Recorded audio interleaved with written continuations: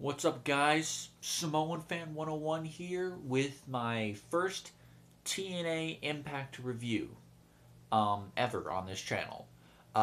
It was all around a decent show. The last 2 weeks, this week and last week, the show has been more focused, and honestly, for the most part, I've enjoyed it more than Monday Night Raw. Other than the AJ Styles Chris Jericho match, which I had gone over in my Raw review. Um, with that said, the opening segment started, and I still have my notes in case I need to look at it. The opening segment of TNA Impact started with Jeff Hardy coming out and calling out Matt Hardy. In case you guys missed it, last week, Matt Hardy and EC3, Ethan Carter III, who was the current champion at that time, did a double turn. Tyrus turned on EC3. Matt Hardy was doing all the heelish things to win, while EC3, for the most part, was being fair. Now, Matt, in turn, turned heel and cut a heel promo after the match was over as segue for what we have called him Big Money Matt, which is his heel shtick. Jeff Hardy calls him out for his actions. Matt Hardy comes out with new music, I might add, saying, with the music saying, "I am iconic," which is actually what he says later on the show in the backstage segment. And basically gives him, all the heel answers, saying that I was done giving to the TNA fans. It's about time I start taking. With that said, Jeff also said that his wife, and by the way, his wife, Rebby, who is his real life wife, his son, Max, and his new bodyguard, Tyrus, who used to work for EC3, was by his side. Jeff saying, "This is a family matter. This is between me and Matt. This doesn't concern any of the you two." Rebby, of course, plays the bitch heel, and she really does play a very good bitch. I'll say that. She plays a good bitch. Now, and there was a good line here with Jeff calling her my sister bitch-in-law. I know some people who would love to say that to their face. Oh god, I know some people who they would love to just say that to them. Anyways, afterwards, Jeff issued a world title challenge for later in the night. It'll be Matt Hardy versus Jeff Hardy in the main event. I will get to that when I get to it. What happened next? I have my notes right here. Oh yeah, a Feast or Fired match. Now, for those of you people who don't know what Feast or Fired is, think Money in the Bank, except there's 4 briefcases. Now, before this year's Feast or Fired match, there were 4 things that were on the line. And they were all on poles, so I guess we're going to Vince Russo territory, but they were all on poles. And the point of the match is to reach up, grab a briefcase, make sure it's secured, and then go to the ramp, in which case you will be the official carrier of the briefcase. Because in past matches it has been seen where someone took a briefcase, but it was not held on by that person once they left the ring. But in this case, everything stayed the same. Now, before this year's Feast or Fired match, there were 4 things that were on the line.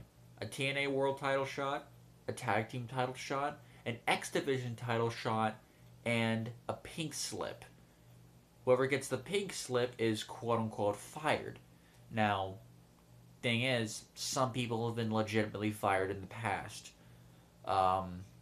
The guy who played Daivari in WWE, who went under a different name in TNA. I forget what his TNA name was, but it's Daivari. Chavo Guerrero was legit fired. Velvet Sky, for a little bit there, was legit fired before coming back later just last year, actually. It was beginning of last year. She got fired. She had a little bit of falling out, but got on good terms with the company and came back later in the year.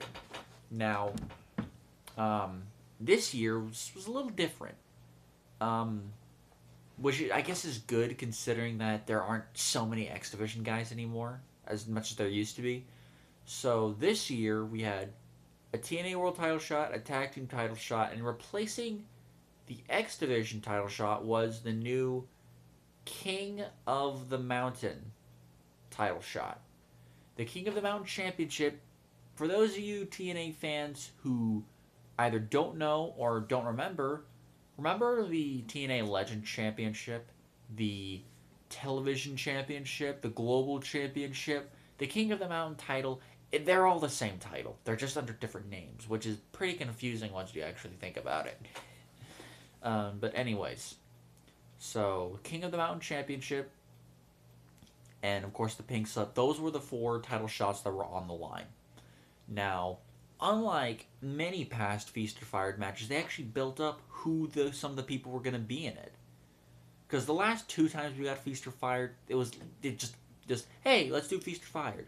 This year, although, there was at least 1 week's worth of build up, so at least we got off on a positive note. The participants of the match and the winners of the match were Drew Galloway, Grado, who, just explain later on. Drew Galloway, who's Drew McIntyre from WWE, came to TNA last year in a big boom. Grado, James Storm, who just returned to TNA after a tiny little stint in NXT. It was a matter of money. He decided to return to TNA. They offered him more money. And who was the other? Eli Drake, who is a relative new guy to TNA and might be a TNA original in the sense that even though I think he did wrestle at one point in WWE, he didn't go as far as he only went as far as say an FCW or the early days of NXT. Nobody really knew who Eli Drake was. So he might go down more as a TNA guy than a WWE guy.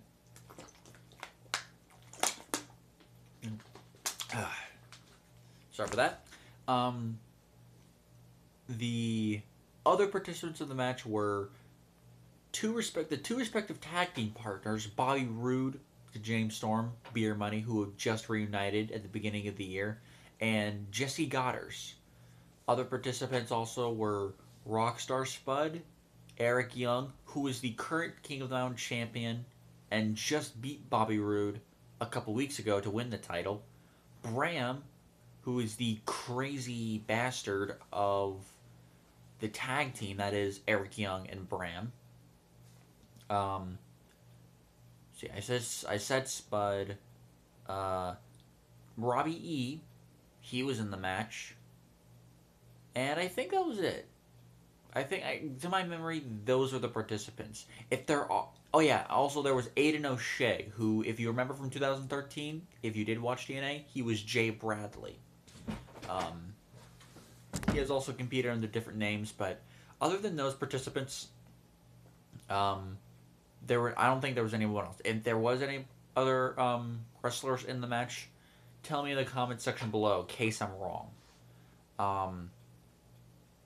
After the Feast or Fired match, we immediately segued into, well, and of course, a commercial break, immediately segued into an X Division title match, which was Tigre Uno, who had been TNA to X Division champion since before Slammiversary. So he's held the title for about 6 months now. A little over 7 months. Current X Division champion. He defended it and successfully defeated DJZ and Mandrews in a triple threat match. It was only 6 to 7 minutes, but it was a good match for what it was worth. It was a good match. Nice, good high flying from there. Mandrews recently has been really impressing me. They seem to be giving this guy some semblance of more time in the ring. Because last year when he first debuted, he was just Rockstar Spud's friend who didn't really do much. So now they're like letting him do whatever it is that he can do, which is a good thing because he's a really good wrestler. I've seen him on PWG, and he's really good at what he does. At least I believe it's PWG. Um,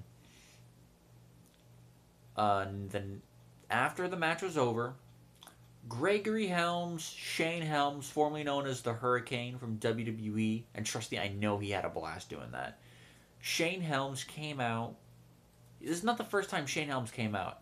When Uno first defended the championship at Bound for Glory, not his first defense, but when he defended it at Bound for Glory in an Ultimate X match, Shane Helms came out. I forget what happened. He either shook his hand or raised his hand, and then he didn't say anything, and then he left. At TNA One Night Only Live, which I will review, by the way. I haven't gotten to watching it, but I will review TNA One Night Only Live.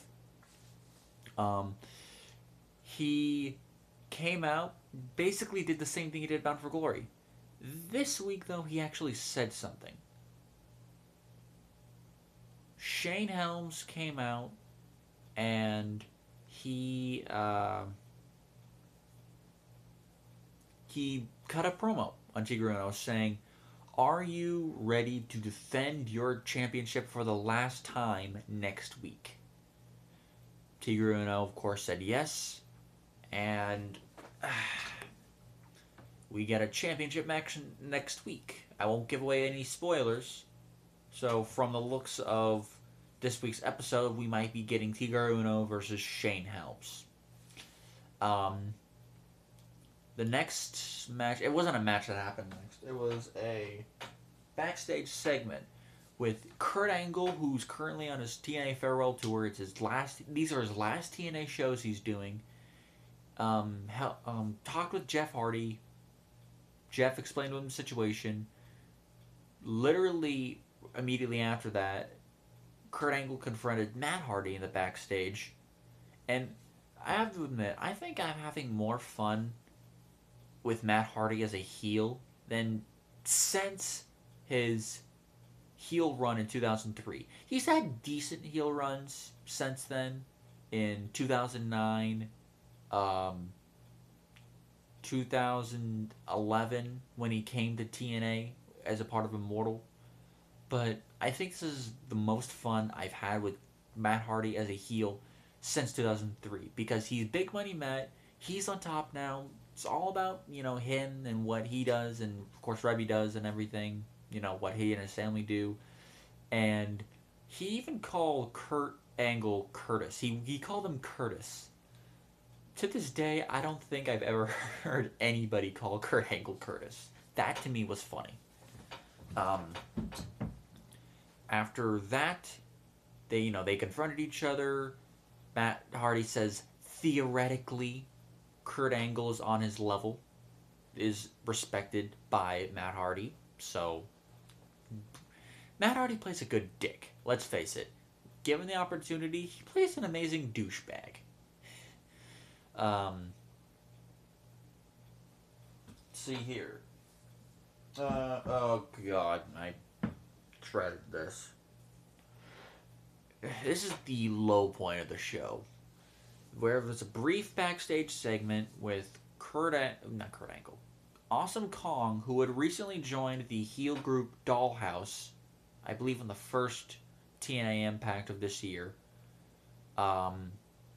which in essence doesn't really make sense because she's been the Dollhouse's main enemy other than Gail Kim.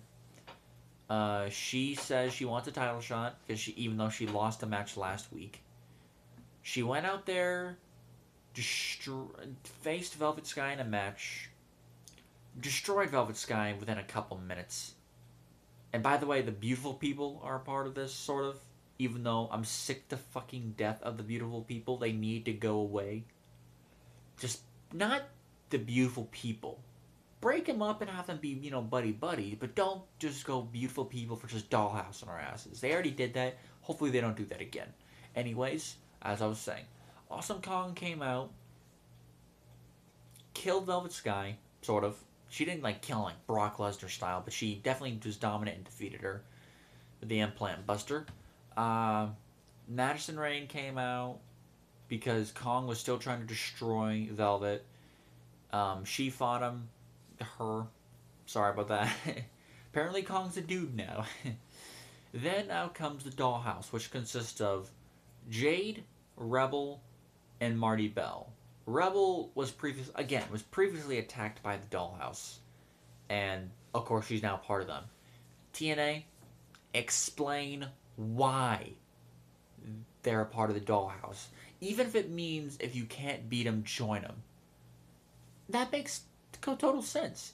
They have not explained at all why Rebel and Kong turned heel and went to the Dollhouse. Never explained that to me. So they came out, fought Madison Rayne, they fought Velvet Sky. It really showed. This was a really bad segment because the crowd was dead. It was dead silent. Crowd did not give a shit about the Dollhouse. They did not give a shit about every single wrestler in there. Which is sad because about 8.5 years ago, back in mid to late 2007, Awesome Kong and Gail Kim were on top of the fucking world in TNA. People loved everything that those two did.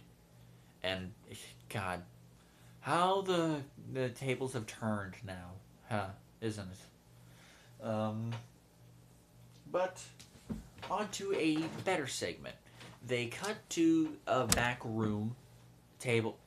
table room with Jeremy Borash, who is going to present the Feast or Fired briefcases and whoever, got each title shot in the pink slip. They're about to do it. In comes Mike Bennett, who is a Ring of Honor star who recently left Ring of Honor, was signed up with TNA along with his wife Maria Kanellis. He bangs Maria Kanellis. I wish I could do that. And just goes off saying that you don't need to put your career on the line here. All you need is a miracle or the miracle, because Mike Bennett's shtick, his character is he is the miracle of TNA. Drew Galloway basically told him to shut the fuck up, and Bennett left, of course, trash-talking Galloway. And after that, Eli Drake opened his briefcase. He won the King of the Mountain Championship. And I love what happened next, because Jeremy Borash said, "We will reveal the other briefcases after this match." Grado's face was like, what the hell? What the hell? Why don't we just do it now? And that was the same question that I asked. Why don't you just do it then and just get it out of the way? At the very least, when they did cut away, it was a Wolves segment and a Wolves match. See, last week on TNA, the Wolves were cutting a backstage promo saying that they wanted to feud with Beer Money, who had just returned and reunited. They were attacked in the back by Crazy Steve and an unknown assailant at the time. This week, they revealed the unknown assailant because, well, Steve and his partner not only attacked the Wolves, but they stole the tag team belts. Now, what happened afterwards was when the Wolves called them out in the ring, this clown chick came out, and she just was fucking nuts. She cut a crazy ass promo, which was short but sweet. Out comes Crazy Steve. The Wolves are about to whoop his ass because they're going up the ramp. Out comes his partner, who happens to be the Monster Abyss. On one hand, it didn't make sense to me because Abyss had just turned face on James Storm when he was doing the Revolution thing last year. But at the same time, Abyss is fucking stale as a single star. He needs to do something different. Him in the tag team division, it makes perfect sense. It's much like Kane back in 2012. Being in a tag team with Daniel Bryan made him better. or at least hit his weaknesses. He came in, did some stuff, you know, worked over other guys, got worked over by other guys, and then let Daniel Bryan do all the real in-ring work.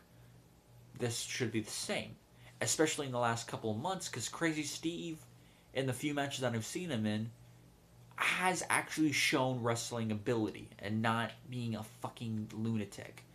I like lunatics, but Dean Ambrose is how you do a lunatic right. Crazy Steve was just him honking a horn. I remember when he first debuted. He had 2 matches against Kazarian, and well, sadly, Kazarian's last 2 matches in TNA, and I'm just thinking, okay, this has the potential to be fun and good. A good X Division style match, even if it's just for a few minutes. No, instead, it was just shenanigans. And this was back in 2014 when Nux Rob Terry under a mask, who was called the Freak, and Rebel, when she first came in as the face, came in as the Menagerie. That fucking bombed. They pretty much dropped the ball on that one almost immediately. But now Crazy Steve is just a crazy clown. He's actually doing stuff, thank God. He's doing actual wrestling and not shenanigan shit. What proceeded next was a match.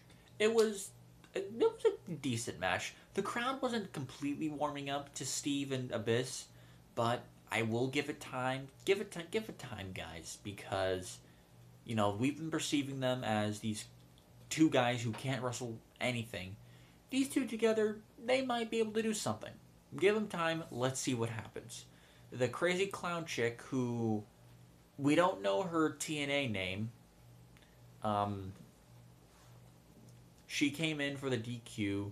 She sprayed one of the wolves after Crazy Steve sprayed the other wolves, because she had the tag team title belts that distracted the wolves. Steve sprayed, I believe it was Davey Richards, and then she sprayed Davey Richards, much like how Tajiri did back when he was in WWE, spraying them from his mouth. It was that kind of spray.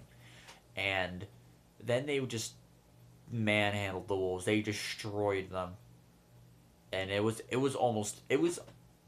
for a second there, it was a little uncomfortable for me to watch. But it was an overall decent segment. I was enjoying it myself.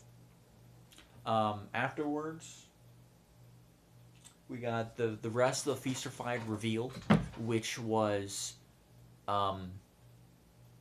James Storm and Bobby Roode got a tag team title shot. Of course, they played it up for laughs, which I am kind of liking. It's corny, but it's a good kind of corny. So they went out there, probably celebrated with beer. God knows what they're doing. And the last 2 were Drew Galloway and Grado. And the obvious one here, Drew Galloway got the World Heavyweight title shot. Grado got a pink slip, which in this case was just a year fired. He didn't open his case. Because when he saw Galloway's case, he was clapping, he was happy. But then he just realized, wait a minute, I'm fired. And I didn't ever liked Grado as an in-ring performer in TNA, but I have to admit, he sold this pretty fucking well. Grado had this shocked expression on his face, like, I'm actually gone. I'm actually fired. How can this be happening? It was sad. I was like, damn. I didn't give 2 shits about Grado since he came to TNA for a little bit, and wow, now this makes me feel kind of bad. I'm like, God, he sold this he sold this perfectly. So there's that segment. It was definitely a good segment, especially because of Grado, which shocks me to hell that I'm even saying that. Last segment of the night was a match that lasted maybe a minute. It was Matt Hardy versus Jeff Hardy. Matt Hardy defending the TNA World Title. Match is about to start. Jeff Hardy, remember, still kind of hurt. He's still hurt from his last year's motorcycle accident, but I think he has a brace on under his legs that allows him to move around a little bit and do stuff. Not wrestle 100%, but it works safely.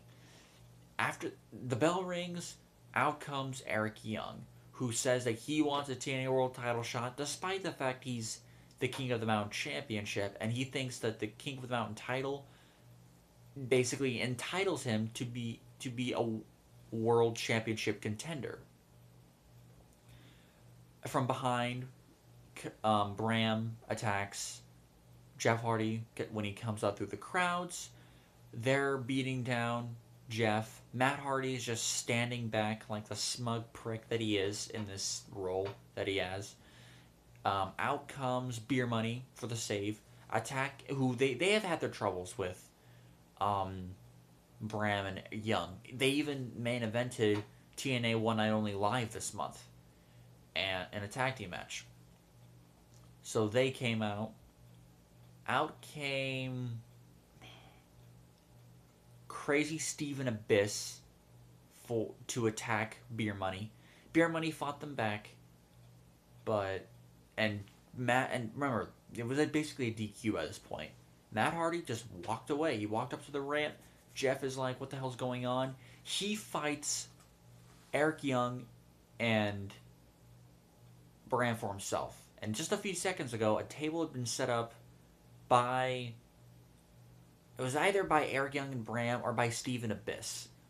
Just a few seconds before, a little bit before, and Jeff Hardy was going to go for a swanton bomb off, not swanton bomb, but a twist of fate from the apron through the table on with Eric Young.